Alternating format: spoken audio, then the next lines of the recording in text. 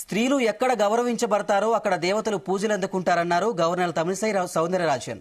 మేడ్చల్ జిల్లా షామీర్పేట్ మండలంలోని బిట్స్పిలాని కళాశాలలో అంతర్జాతీయ మహిళా దినోత్సవం 2024 సంబరాలు ఘనంగా నిర్వహించారు. ఈ కార్యక్రమానికి ముఖ్య అతిథిగా గవర్నర్ తమిళిసై పాల్గొన్నారు. ఈ సందర్భంగా వివిధ రంగాల్లో ప్రతిభ కనబర్చిన మహిళలను గవర్నర్ సన్మానించారు. మహిళా దినోత్సవం అనేది ఒక్క రోజు కాదని మహిళలని గౌరవించాలన్నారు.